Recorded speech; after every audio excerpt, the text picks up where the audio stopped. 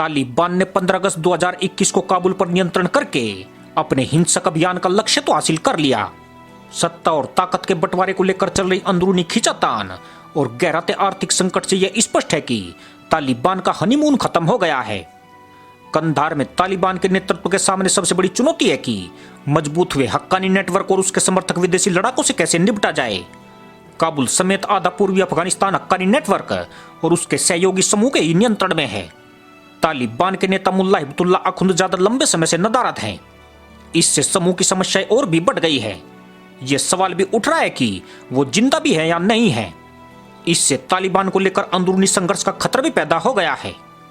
इन्हीं चुनौतियों की वजह से ऐसा लग रहा है कि तालिबान की प्राथमिकता इस समय संगठन की एकजुटता को बनाए रखना है और इसी वजह से समावेशी सरकार को लेकर जाहिर की गई घरेलू और अंतर्राष्ट्रीय चिंताओं को तालिबान ने नजरअंदाज किया है।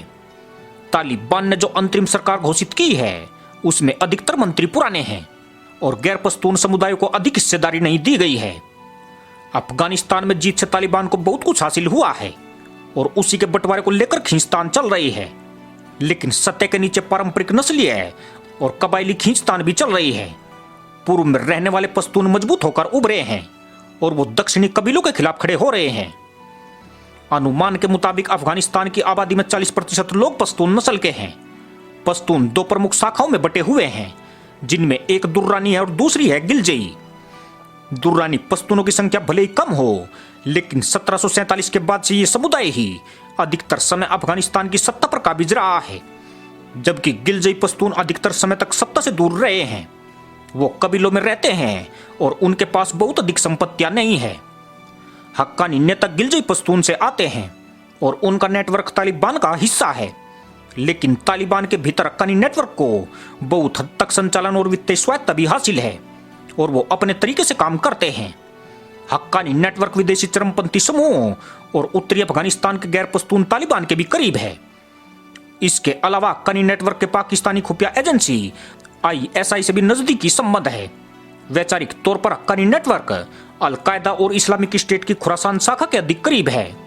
पूर्व राष्ट्रपति अशरफ गनी और उनके अलावा 3 वामपंथी राष्ट्रपति पश्तूनों की गिलजई शाखा से ही आते हैं।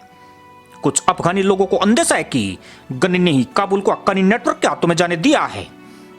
तालिबान नेतृत्व के अधिकतर वरिष्ठ पद दक्षिण में कंधार से आने वाले पश्तूनों के पास है, जबकि सिराजुद्दीन हक्कानी तालिबान के अमीर के 3 डिप्टियों में से एक है। साल 2015 में मुल्ला उमर की मौत की घोषणा के बाद दक्षिणी तालिबानी नेताओं में उत्तराधिकारी को लेकर खींचतान हुई थी, लेकिन उमर के बाद नेता बने मुल्ला अख्तर मंसूर ने अपने 3 डिप्टियों में से सिराजुद्दीन हक्कानी को भी रखा था। हक्कानी पूर्वी अफगानिस्तान के ग्रेटर पख्तिया इलाके से आते हैं। वहीं तालिबान के सुप्रीम लीडर मुल्ला हिब्बतुल्ला अखुंदजादा, प्रधानमंत्री मुल्ला मोहम्मद हसन अखुंद और डिप्टी प्रधानमंत्री मुल्ला अब्दुल गनी बरादर एवं पूर्व राष्ट्रपति हामिद करजई दुर्रानी पश्तून हैं। हिब्बतुल्ला से पहले तालिबान के नेता रहे मुल्ला अख्तर मंसूर भी दुर्रानी थे। हालांकि तालिबान के संस्थापक मुल्ला उमर गिलजई पश्तून मूल के थे, लेकिन उन्हें दक्षिणी पश्तूनों से जोड़कर ही देखा जाता रहा था। मुल्ला उमर कंधार में पैदा हुए और यहीं के पश्तूनों में घुल मिल गए। उनके बेटे मुल्ला याकूब तालिबान की सरकार में रक्षा मंत्री है और माना जाता है कि वो तालिबान के दक्षिणी गुट के नेताओं के करीब है। तालिबान की नई सरकार में भले ही बड़े तालिबानी नेताओं को जगह दी गई है, लेकिन दक्षिण के 2 बड़े तालिबानी कमांडर को सरकार से बाहर रखा गया है। ये है मुल्ला कयूम जाकिर और मुल्ला इब्राहिम सद्र। अब ये स्पष्ट नहीं है कि इन नेताओं का अगला कदम क्या होगा। अफगानिस्तान के सोशल मीडिया में काबुल पर नियंत्रण के कुछ दिन बाद ही मुल्ला बरादर और हक्कानी गुट के बीच सरकार के गठन को लेकर राष्ट्रपति भवन में हिंसक झड़प होने को लेकर क्यास लगाए जाते रहे हैं। रिपोर्टों के मुताबिक मुल्ला बरादर एक समावेशी सरकार चाहते थे और उन्होंने तालिबान के पंजशीर पर हमले का भी विरोध किया था। पंजशीर घाटी दशकों से शांत रही थी, लेकिन अफगानिस्तान पर कब्जे के बाद तालिबान ने यहां बड़ा हमला किया है। माना जा रहा था कि अमेरिका और अफगानिस्तानी पक्ष के साथ कतर के दोहा में तालिबान की तरफ से वार्ता का नेतृत्व कर रहे बरादर ही तालिबान सरकार के प्रमुख बनेंगे, लेकिन अब जो सरकार बनी है उसमें ऐसा लगता है कि उनका कद कम कर दिया गया है। कई रिपोर्टों में यह दावा भी किया गया है कि बरादर ने काबुल को छोड़ दिया है और अभी वो कहां है इसका पता नहीं है। 15 सितंबर को जारी किए गए एक संक्षिप्त वीडियो में बरादर दिखाई दिए थे। बरादर एक कागज से बयान पढ़ रहे थे। उन्होंने किसी मतभेद से इंकार किया था, लेकिन यह भी नहीं बताया था कि वो अभी कहां है। कुछ रिपोर्टों में दावा किया गया है कि 3 सितंबर की शाम काबुल में हुई भारी हवाई फायरिंग असल में हक्कानी नेटवर्क का शक्ति प्रदर्शन था और वो दक्षिणी तालिबान को अपनी ताकत दिखा रहे थे। गोलियों की बारिश में दर्जनों लोग मारे गए थे और काफी घायल हो गए थे।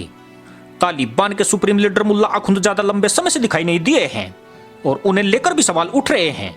सिर्फ आम लोग ही नहीं बल्कि अब तालिबान के कमांडर भी उन्हें लेकर क्यास लगा रहे हैं।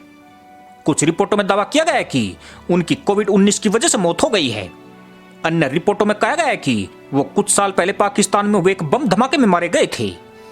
तालिबान में जिस तरह के मतभेद हैं और देश को लेकर जो अनिश्चितता है, ऐसे माहौल में अखुंदजादा के लिए जिंदा रहते हुए लोगों की नजर से दूर रहना आसान नहीं होता।